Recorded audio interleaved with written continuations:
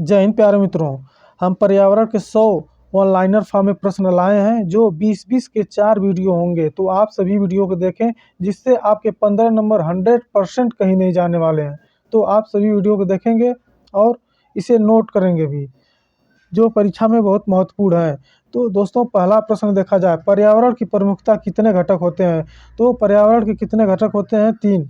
कौन से? भौतिक अजैविक घटक, दूसरा है जैविक संघटक तथा तीसरा ऊर्जा का संघटक। प्रश्न अगला, आदिमानव की भौतिक पर्यावरण की कार्यात्मकता में भूमिका किस प्रकार की रही? तो आदिमानव पाता तथा दाता, रिसीवर एंड कंट्रीब्यूटर का भूमिका निभाता था। अगला प्रश्न, कौन सा मानव पर्यावरण का विध्वंसक माना जाता है? तो दोस्तों, प्रौद्योगिकी मानव, इंडस्ट्रियल मानव है जो पर्यावरण का विध्वंसक माना जाता है। प्रश्न अगला, कौन सी विधा ने मानव को सामूहिक जीवन प्रदान किया? तो दोस्तों, पशुपालन से मानव ने सामूहिक जीवन जीना शुरू कर दिया। खेती की सर्वाधिक पुरातन प्रणाली कौन सी है? तो खेती की सबसे पुरातन प्रणाली झूम कृषि है। झूम कृषि है जो हमारे भारत में किस हिस्से में है?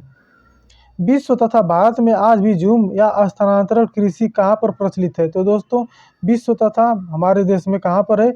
विश्व में दक्षिण एवं दक्षिणी पूर्वोत्तर एशिया में एवं भारत में पूर्वोत्तर भारत में है।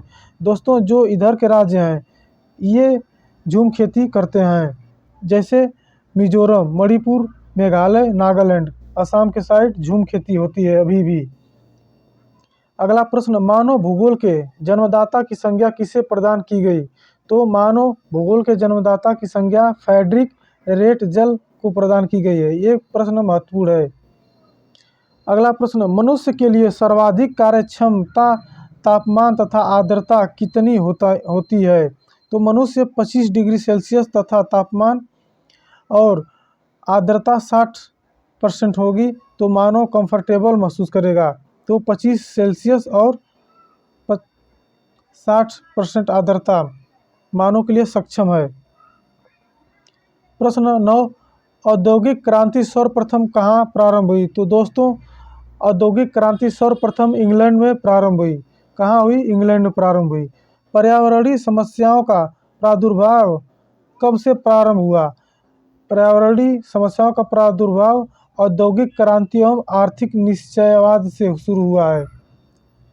अगला प्रश्न, अपक्षय कैसी प्रक्रिया है? अपक्षय भूमिकीय प्रक्रिया है जो भूमि को क्षति पहुंचाती है, भूमि क्षरण से।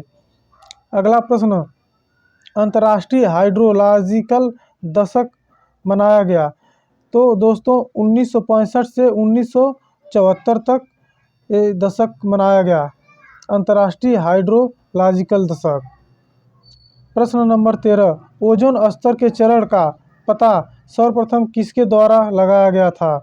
तो ओजोन परत के स्तर का पता सर्वप्रथम जोसेफ फरमैन, जो इंग्लैंड के रहने वाले थे, इन्होंने लगाया था।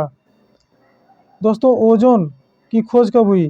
तो साल 1913 में ओजोन परत की खोज हुई थी। इसकी खोज फ्रांस के वैज्ञानिक फैबिर चार्ल्स और हेनरी बुसेन ने की थी। इसे आप ध्यान रखेंगे। अगला प्रश्न देखा जाए, क्लोरोफ्लोरोकार्बन के बाद ओजोन स्तर का दूसरा प्रमुख विध्वंसक कौन सा यौगिक है? तो दोस्तों, क्लोरोफ्लोरो के बाद नाइट्रोजन ऑक्साइड ओजोन परत को सबसे ज़्यादा क्षति पहुंचाती है। भूमिगत जल के दोहन के कारण संसार का कौन सा शहर सर्वाधिक प्रभावित हुआ था?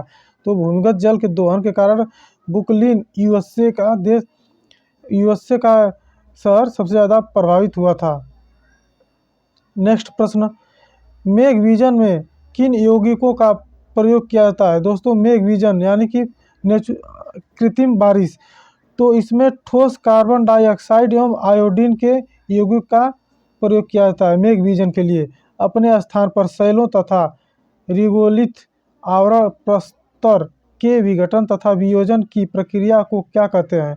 तो इसको दोस्तों अपक्षय कहते हैं। क्या कहते हैं? अपक्षय। अगला प्रश्न, हिमालय के सहारे बसे तथा फैले हुए भारतीय नगरों में भूमिवाह एवं भूस्खलन का प्रमुख कारण क्या है? तो दोस्तों, इसका कारण है मनुष्य की क्रियाओं द्वारा पहाड़ी ढाल के ऊपरी भाग में समय स्थिति की दशा की विक्षुब्धता एवं ढाल विनाश करना। तो इसका कारण ये है। दक्षिण पूर्व संयुक्त राज्य अमेरिका का नरक किस नदी को कहा जाता है? तो दोस्तों दक्षिण पूर्व संयुक्त राज्य अमेरिका का नरक टेनेसी नदी को कहा जाता है। भारत की दामोदर नदी परियोजना किस नदी परियोजना की अनुकृति है? तो दोस्तों भारत की जो नदी दामोदर नदी परियोजना टेनेसी नदी से अनुकृति है, मतलब उसकी तरह हो गई है।